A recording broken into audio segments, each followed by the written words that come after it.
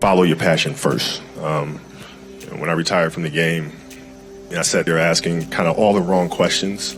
What's the biggest industry I can get into? And it's all the wrong stuff. And you got to sit there and ask yourself, okay, what am I truly passionate about? What do I enjoy doing? And when you feel that way, honestly, you feel like you have never worked a day in your life. It's the most fun thing in the world. You get up in the morning excited about what you're doing. And you got to be really honest with yourself about it.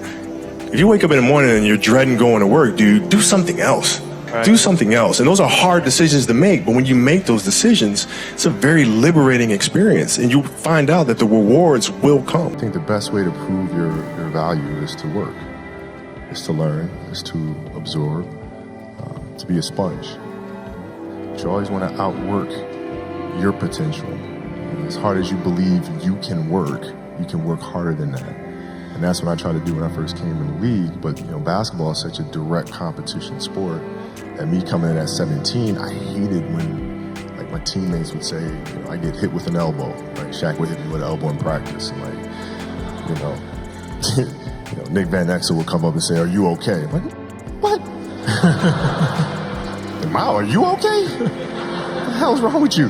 So I always had that extra chip on my shoulder. So every day in practice for me was really trying to annihilate everybody that I was playing against. Because I wanted to prove you don't need to babysit me.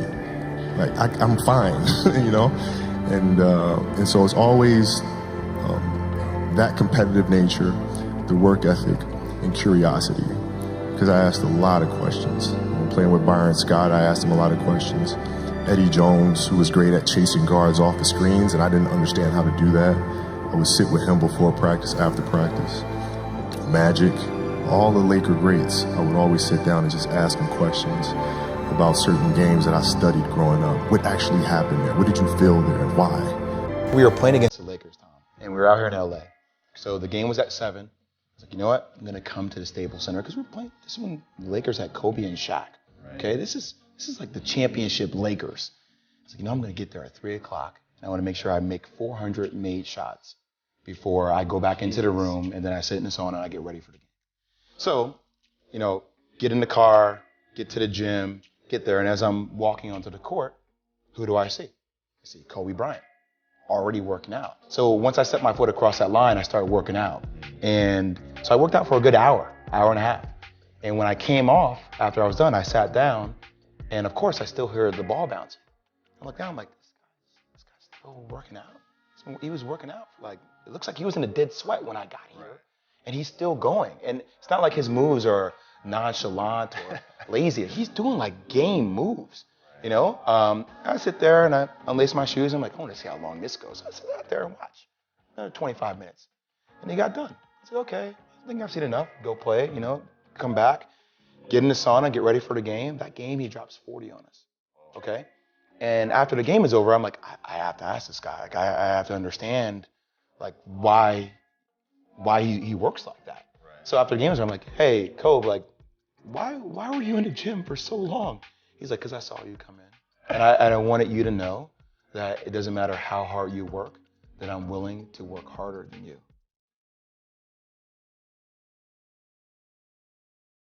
If your job is to try to be the best basketball player you can be, right? To do that, you have to practice, you have to train, right? You want to train as much as you can, as often as you can. So if you get up at 10 in the morning, train at 11, right? 12, say 12, train at 12, train for 2 hours, 12 to 2. You have to let your body recover. So you eat, recover, whatever. You get back out, you train, start training again at 6. Train from 6 to 8. Right? And now you go home, you shower, you eat dinner, you go to bed, you wake up, you do it again, right? Those are 2 sessions. Right? Now imagine you wake up at 3, you train at 4, you go 4 to 6, come home, breakfast, relax, blah, blah, blah. Now you're back at it again, 9 to 11, right? You relax, and now all of a sudden you're back at it again, 2 to 4, and now you're back at it again, 7 to 9. Look how much more training I have done by simply starting at 4, right? And so now you do that. And as the years go on, the separation that you have with your competitors and your peers just grows larger and larger and larger and larger and larger. And by year 5 or 6, it doesn't matter what kind of work they do in the summer, they're never going to catch up because they're 5 years behind. Right? So it makes sense to get up and start your day early because you can get more work in. If I start earlier, I can train more hours. And I know the other guys aren't doing it because I know what their training schedule is.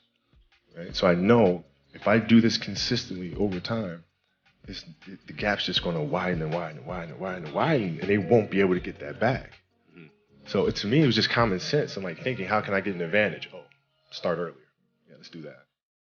How do you develop that, or where do you learn that from? Well, I think it's just it's just a matter of what's important to you. And what's important to you for whatever reason. I felt like I didn't feel good about myself if I wasn't doing everything I could to be the best version of myself.